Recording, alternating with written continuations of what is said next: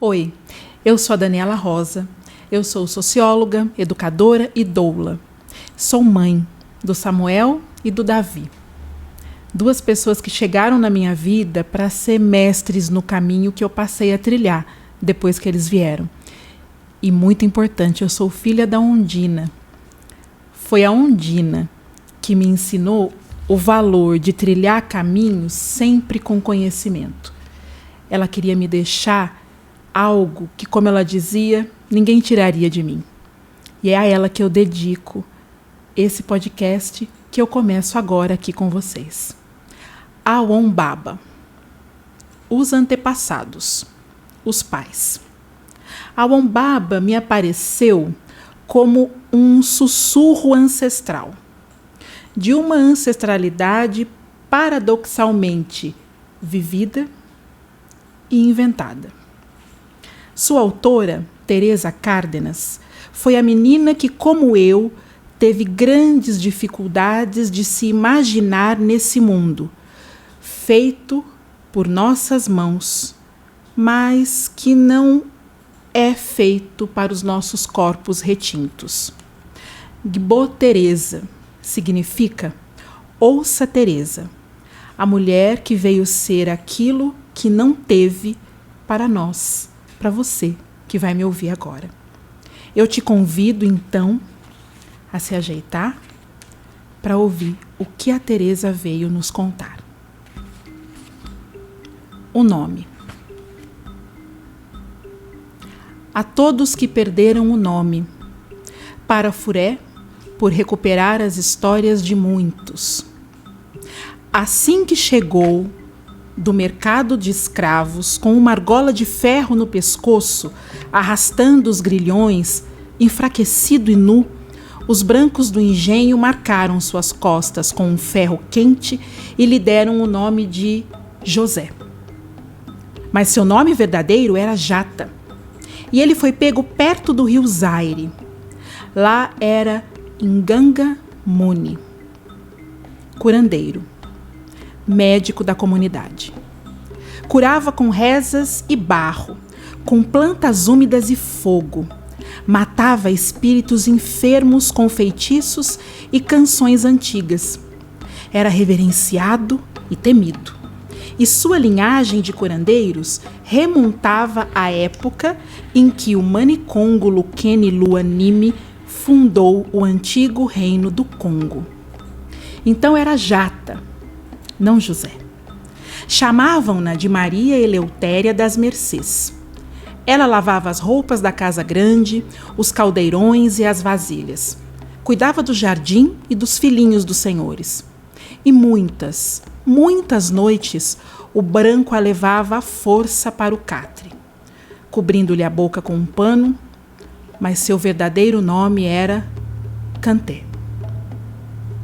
Em seu povo era Arugba, a virgem donzela que carregava em suas mãos os pedidos e as preces de todos, caminhando lentamente pela floresta perfumada de Oxum, até depositá-los cuidadosamente no rio Oxum, onde vivia a deusa da fertilidade e do desejo.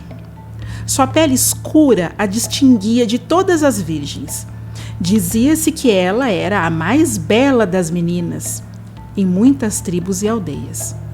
Era Kanté, mesmo que a chamassem de Maria Eleutéria. O nome africano de natividade de Jesus significava coroa da deusa, Adeyeye. Seu nascimento foi anunciado pelos mais velhos anos antes de ser concebida. Se não a tivessem sequestrada ainda menina, arrastada pelo pé, enrolada em uma rede, hoje seria Ifagniburé, Adedeye Inlaia, a rainha poderosa que seu povo esperava havia anos e que Deus daria. Na sua língua, poder somente para abençoar. Os brancos não sabiam das vidas dos negros antes de comprá-los. Somente vistoriavam seus dentes e braços, suas costas e pernas, se estavam fortes e saudáveis. Eles não se interessavam pelas histórias e seus nomes ancestrais, o que significavam ou quem lhes havia outorgado. Ignoravam que eram nomes pronunciados por divindades das florestas e das encruzilhadas, que eram legados sonoros, soprados por parentes mortos que recentemente começavam a respirar e andar, nomes de proteção, secretos que ninguém devia saber, e nomes comuns que indicavam sobrenomes familiares e de profissões reconhecidas. Nomes entregues no meio da noite ou da chuva, como uma cesta sagrada, feita com sons e sílabas dos séculos. Os brancos não se importavam. Para eles, eram só negros, selvagens, ladrões, sujos, bêbados, mentirosos e revoltados, que falavam e se pareciam com animais rosnando. Não imaginavam que idade tinham, nem de que família foram arrancados. Não entendiam as suas palavras, nem seus deuses, nem porque gritavam quando vendiam seus filhos. Nem porque gritavam quando vendiam seus filhos. Olhavam as marcas tribais e os olhos escuros e sentiam que eram como animais à espreita, selvagens, que no meio da noite os esfolhariam vivos, com o mesmo facão afiado que usavam para cortar a cana. Os brancos temiam, e esse medo não ia embora de jeito nenhum, nem mesmo com o ferro quente que usavam para marcar o peito ou as costas dos negros, nem com o novo Deus que lhes haviam imposto, nem sequer com a morte atroz que lhe davam quando eles não queriam se submeter. Por isso tentavam civilizá-los. Como uma cruz e um chicote, eles eram obrigados a aprender o idioma dos brancos, que sempre tinham guardados outros nomes para mudar aqueles impronunciáveis, primitivos.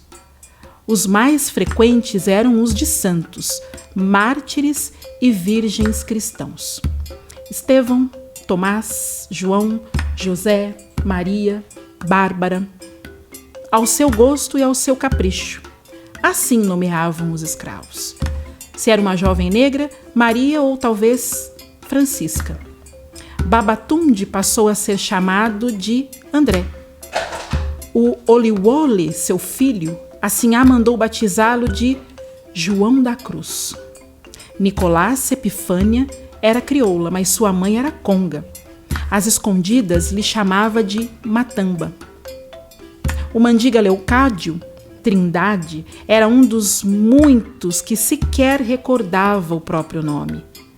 Assim como José de Jesus do Nazareno, Felipa, Gertrudes, Maria Heloísa, Baltazar, Hilário, Caetano. Os nomes eram postos para que se esquecessem de tudo, para apagar com novas letras todo o seu passado, de onde vinham, como falavam, quem eram. Entretanto, em algumas ocasiões os escravos se lembravam. Sim, era como ter visões.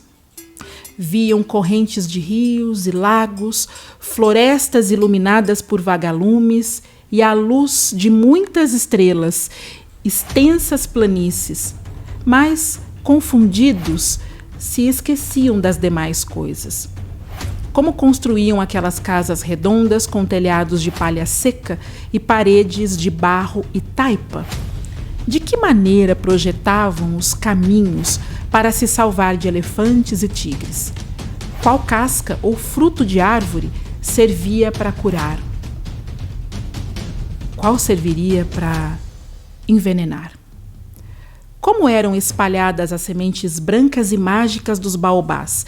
E o leão seguia rangendo os dentes nas noites?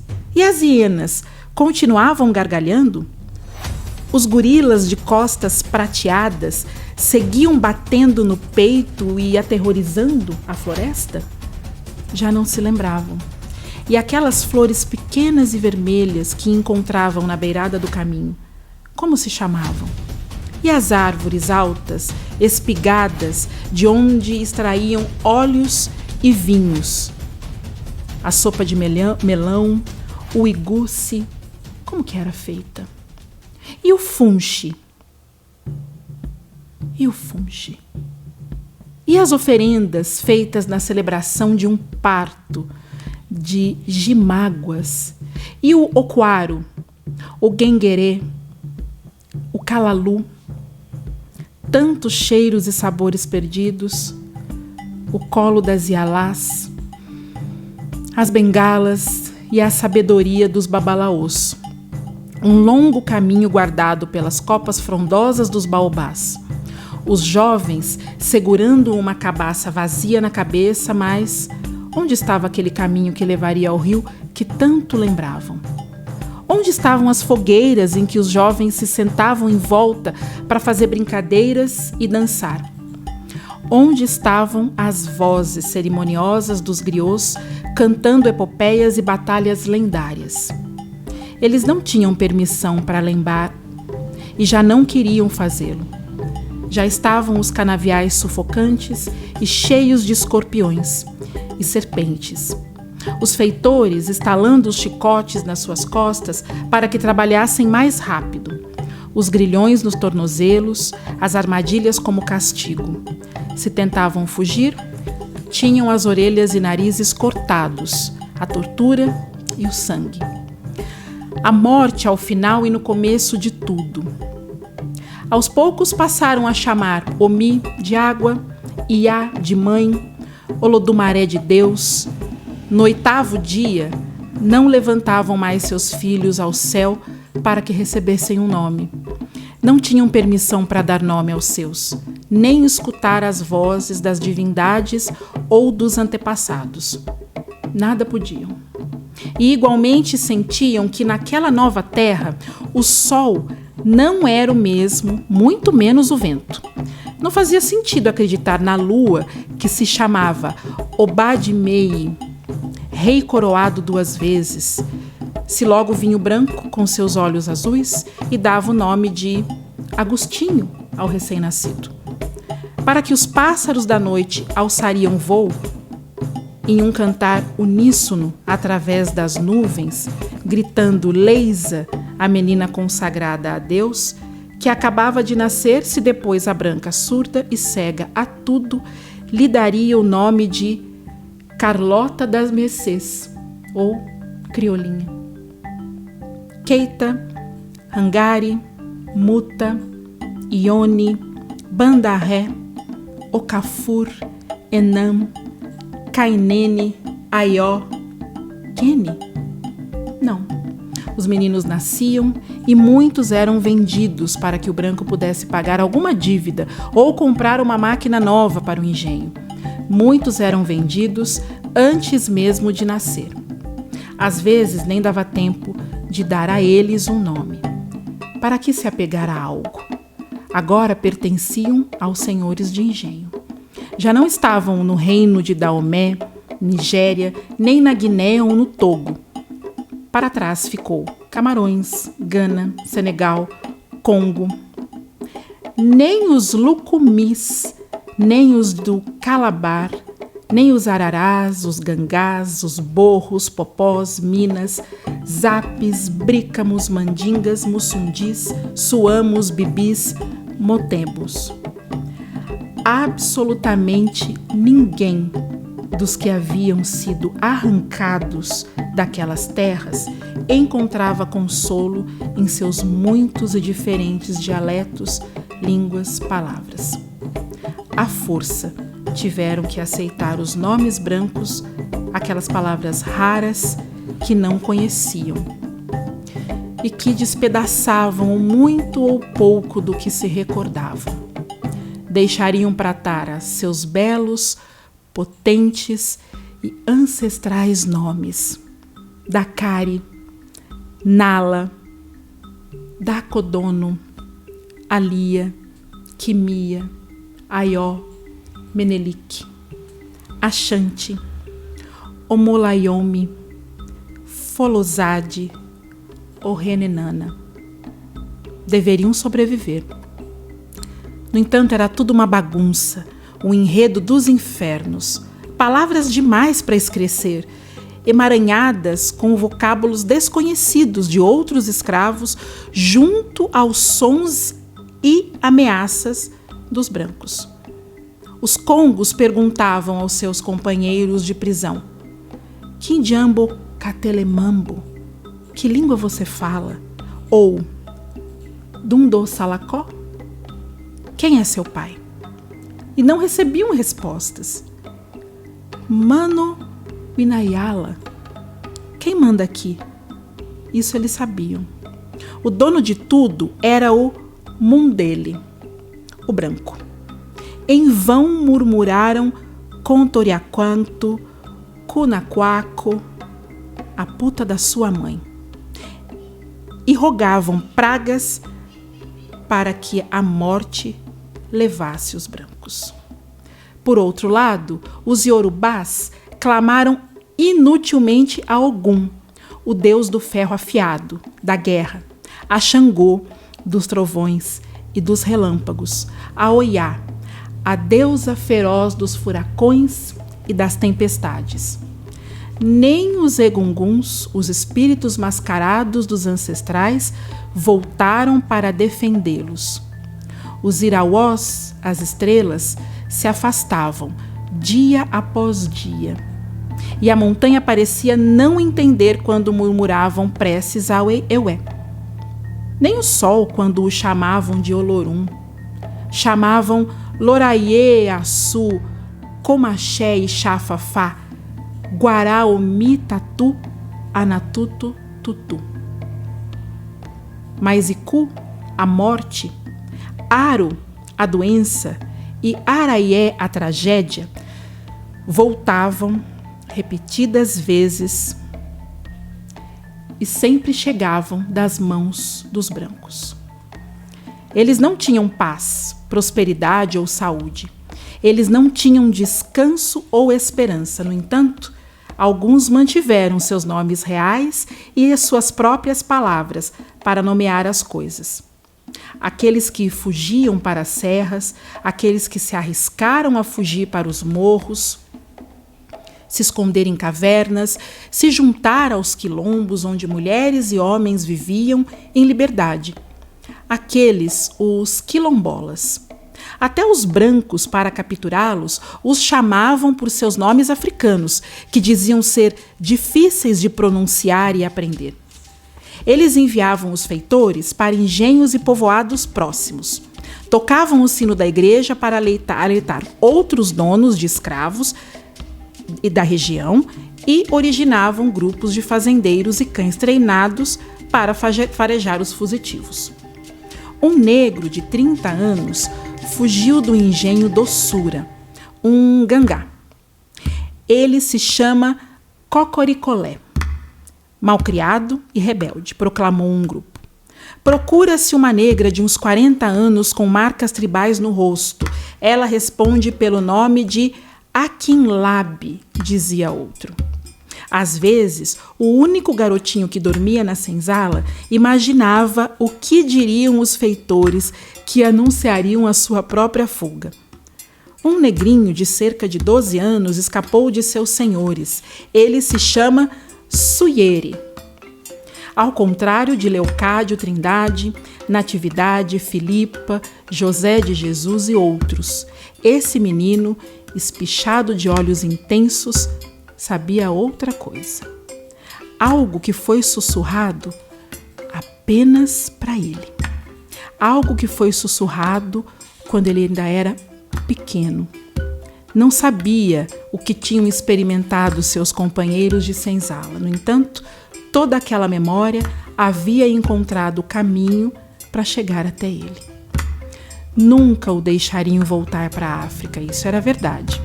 Jamais seria um salvador ou um curandeiro, nem levaria as preces de sua tribo aos pés de qualquer deus, mas pelo menos sabia de onde vinha e quem ele era. Antes de sua mãe ser vendida, ela lhe contou. E aquelas palavras entraram em sua cabeça, esvoaçando como vagalumes, e ficaram lá, brilhando, guardadas, feito um tesouro. Ela se chamava Mandilakota e foi capturada na Nigéria, muito perto do rio Benue. Akimpelo era o nome de seu pai, o caçula de muitos irmãos de uma família de guerreiros. A mãe dela tinha olhos suaves e escuros.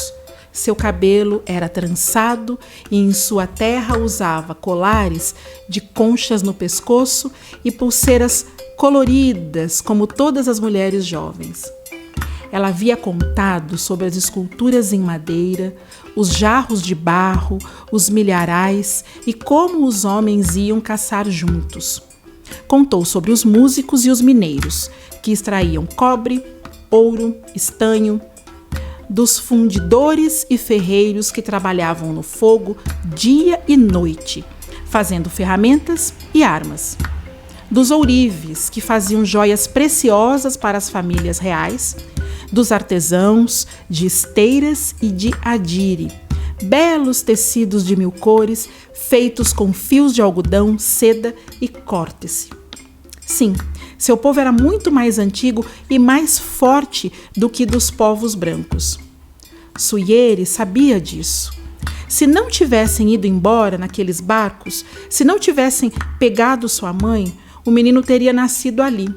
E toda a sua família teria comemorado com dias de festa e rituais o seu nascimento. Ele sabia de todas essas coisas. Também que seu único refúgio era aquela palavra que havia sido enviada para seu espírito e que dava significado a tudo que ele não tinha, o que lhe fora arrebatado. Os brancos podiam chamá-lo como quisessem, podiam vendê-lo ou matá-lo, se quisessem. Mas aquelas sílabas de poder, aquele som antigo de proteção e amor, o manteriam vivo, não importava de qual forma. Esse nome, só dele, era sussurrado calorosamente em seu ouvido pelos lábios grossos de sua mãe. Aquela palavra consagrada a ele, entregue ao seu ori como presente do universo, o acompanharia como um canto ou um suspiro para sempre. Suyere. Suyere. Em uma das entrevistas que a Teresa Cárdenas deu, ela fala muito da importância de muitas figuras na vida dela como escritora, como autora, e ela fala da mãe. Ela diz que a mãe tinha apenas até o 3º ano escolar, mas que a incentivava. Assim que a mãe descobriu que a filha gostava de ler, ela tomava o cuidado de levar para casa tudo aquilo que ela encontrava. Quadrinhos, revistas, panfletos, folhetos, para poder manter na Teresa acesa a chama, a avidez pela leitura e nos entregar, anos depois, a escritora que hoje eu honro fazendo a leitura de seus contos.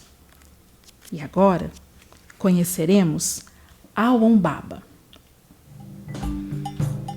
O tataravô do dono do engenho saiu fugido de Salamanca e era um bandido, um gigolô, um assassino.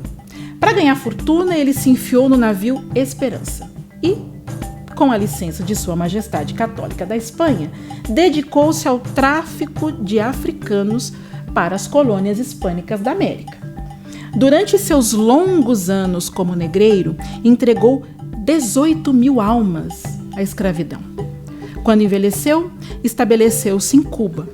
Possuía 3 engenhos e conseguiu ter mais de 4.000 escravos. Morreu tranquilo, deixando uma considerável fortuna para os 2 filhos que teve com Dona Rosa, sua esposa. Os filhos que ele teve com as negras, Maria do Rosário, Manuela Lucume, e Caridade da Cruz, nunca reconheceu como seus, nem lhes deu a liberdade. No momento da morte do velho patriarca, sua viúva vendeu 2 bastardos para um proprietário de terras vizinhas.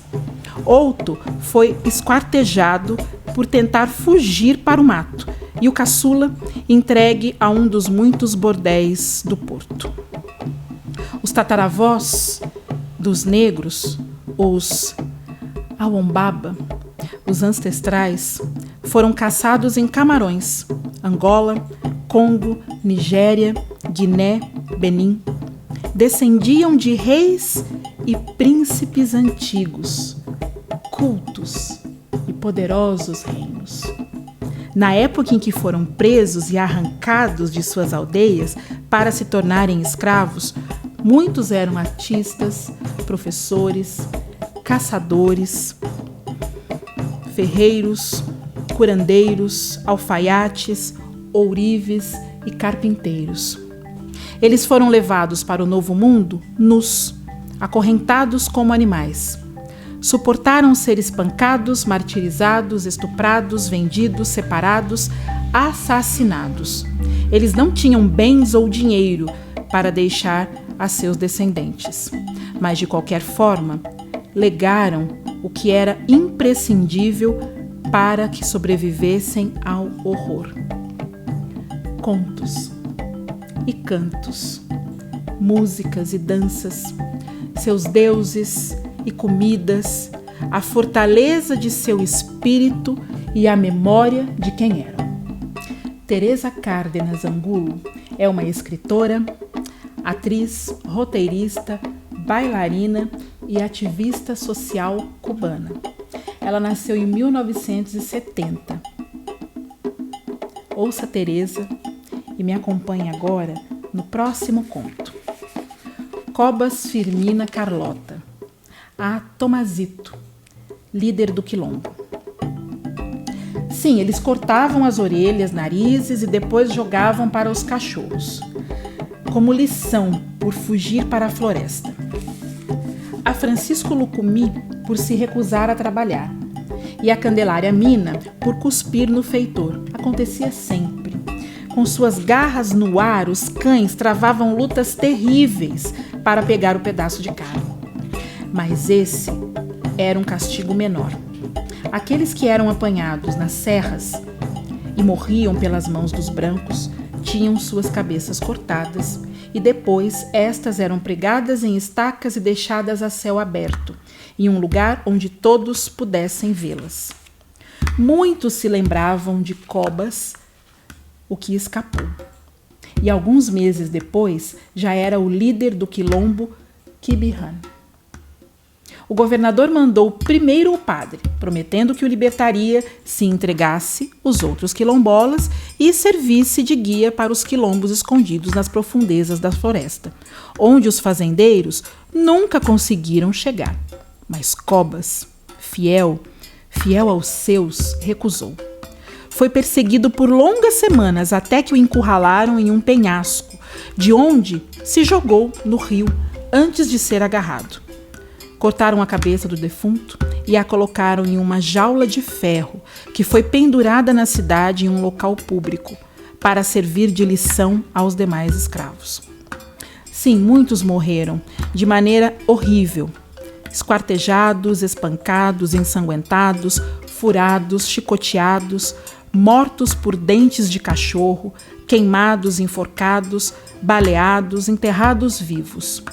Firmina Lucumi foi fuzilada por se rebelar. Carlota foi esquartejada por liberar uma revolta e ser líder do quilombo. O menino Juliano foi açoitado por roubar comida na Casa Grande. Evangelina foi posta nua na frente de todo mundo por não querer dormir com um homem branco. Sim, acontecia sempre. Mas apesar disso, também houve conspirações frequentes. Fuga para a liberdade nas serras, fundação de quilombos. Nas montanhas, no meio da floresta, construíam mocambos, plantavam hortaliças, frutas e fumo. Preparavam armadilhas para fazendeiros, faziam falsos caminhos que terminavam em barrancos. Eram muitos quilombos, construídos como aldeias escondidas em alguma área remota e inacessível. Alguns deles nunca foram encontrados. Todos temos, não se sabe.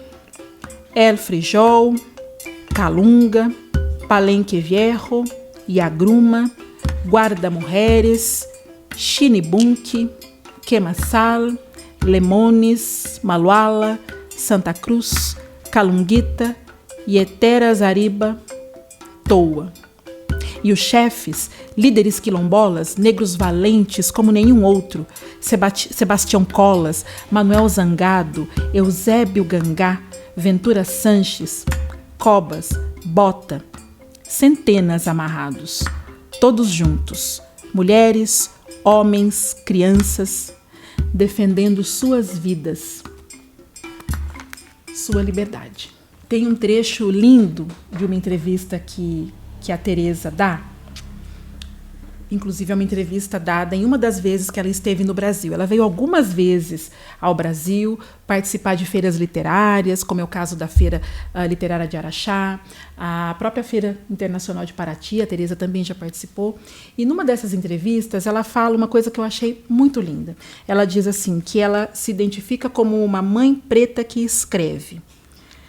E ela conta que a primeira pessoa para quem ela leu um texto desse livro, a Wombaba, apesar da dureza, apesar da crueza daquilo que ela relata, ela leu para o filho.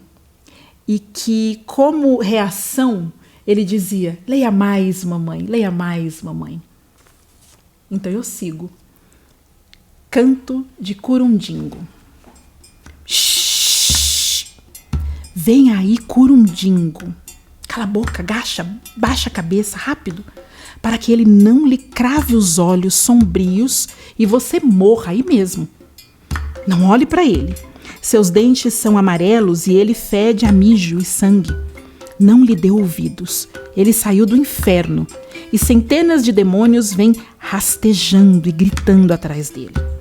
Não fale com ele, porque ele vai rasgar sua pele com unhas pretas e afiadas enquanto você dorme. Vamos lá. De seus braços curvos saem pelos e garras que cavam a terra. Passa pelo batei, como um vapor entre assobios e grilhões que estremecem à noite. Os que estão na senzala escutam e cobrem a cabeça com um pedaço de pano em meio a calafrios. Eles colocam os seus deuses e patuás atrás da porta para defendê-los. Se amontoam perto um do outro para se sentirem a salvo. Shhh! Todo mundo o teme. Até os cães, que sempre o seguem, fiéis e tão imundos quanto ele. Curundingo! Curundingo! Sussurra na penumbra. Curundingo! Murmuram galhos suicidas das guázimas na espessura fantasmagórica. Curundingo! Rugem os trovões quebrando a escura abóboda celeste. Curundingo capataz, filho de escrava e estuprador. Procriado como os cães que caçavam fugitivos, comendo no chão, dormindo no matagal. Ninguém amou ou cuidou dele. E de repente a criança suja e abandonada tornou-se Curundingo, o monstro, o capataz. Agora era um construtor de arapucas, um torturador de negros, um carrasco de fugitivos. Agora não era dono de nada e vigiava tudo. Curundingo, Curundingo. O que significava esse nome? Ninguém sabia. Não tinha vindo da África. Nem era usado pelos brancos do engenho. Era apenas uma maneira prática de os negros se manterem a salvo do perigo. Curundingo, murmuravam, quando alguém via o capataz e seus contracapatazes partirem em direção à senzala. Curundingo, quando montava em seu cavalo e conduzia seu bando em direção ao canavial. Curundingo, quando à noite agarrava uma das escravas e se trancava em seu cubículo com ela. Ninguém se lembrava se alguma vez teve um nome. No entanto, os mais velhos contavam que uma vez, 100 anos antes, se apaixonou por Lucinda, a escrava de olhos cor de mel, a que foi comprada no engenho vizinho, a que sabia ler e também sabia cantar. Dizem que assim que ele olhou para ela, algo dentro dele se desfez. E Curundingo, o mais amargo e cruel, se despojou de sua maldade e se tornou um homem como os outros. Naquele tempo, não se ouviu chicote, as arapucas foram destruídas e os batuques eram permitidos. E os negros faziam festas e cantavam melodias antigas ao redor da fogueira. Pela primeira vez, viram a cor real de suas mãos, sem as manchas de sangue. A escuridão desapareceu de seus olhos. Foram capazes de falar. E ele ouviu, sem ficar com raiva, e respondeu aos outros. E o som da sua voz deixou de ser um rosnado. Os homens e as mulheres da senzala não tinham medo de tê-lo por perto. Repartiam café, adoçado com mel, a cuia com bacalhau, migalhas de pão de milho, cachaça. E quando alguns fugiram no meio da noite para a serra, ele trancou os cães para que não os perseguissem. Deixou de ser um monstro, já não era mais Curundingo. Lucinda o aceitou. E ninguém sabe como o branco, dono de tudo, deu a ela a liberdade de ir com ele.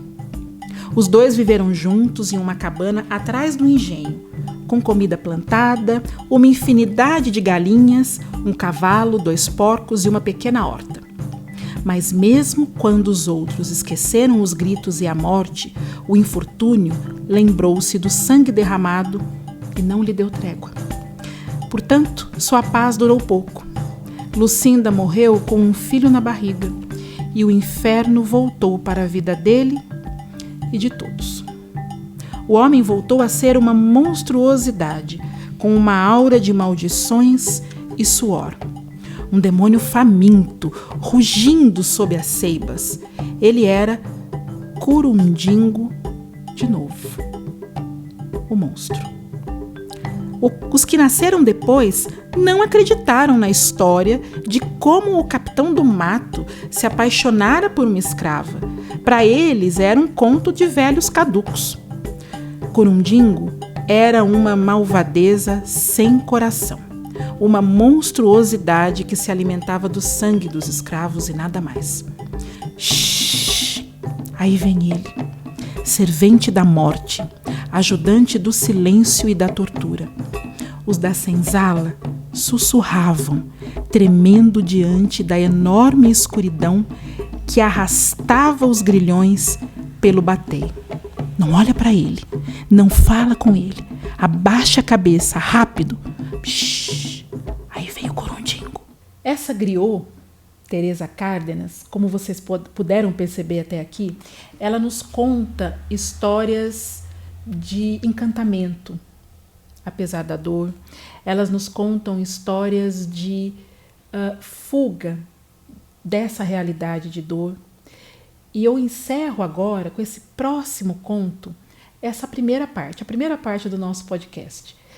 Fica aqui o convite para seguirmos juntos e juntas, para que a gente possa se transportar para esse lugar mágico, que, como eu disse no começo, vai contar um pouco da nossa realidade, mas também a partir da fantasia, da literatura, dessa escrita da Teresa. Leio agora para vocês Ajogum Buburu.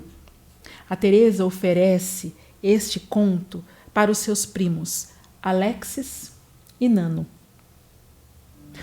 Os velhos Lucumis o chamavam de Ajogum Buburu, o que luta contra os maus. E de fato aquele homem lutava a cada momento sem se cansar. Suas costas estavam cheias de cicatrizes e suas pernas tinham queimaduras e arranhões. Faltava-lhe um olho e quase nunca falava. Apenas ruminava frases ininteligíveis. Ele recebia os castigos por si e pelos outros também. Quando o feitor erguia o chicote, Ajogum o atacava e o derrubava com uma cabeçada. E se o senhor do engenho tentava vender o filho de uma escrava, resmungava e o ameaçava com os punhos cerrados toda vez que ele passava por perto. Os feitores já não sabiam quantas vezes havia fugido para a floresta. Às vezes, pegavam-no e outras vezes ele voltava por conta própria. Eles o castigavam repetidas vezes. Armadilhas, chicotadas, golpes, ordenavam que não lhe dessem comida ou água e o deixassem amarrado sob o sol e o sereno. Mas Ajogum Buburu não se rendia. Quando perguntavam a ele por que voltava depois de fugir, apontava para os seus, crianças e velhos escravos, mulheres e homens. Agojum Buburu bradava batendo no peito. E os outros entenderam que, entre eles, havia um disposto a lutar contra os maus.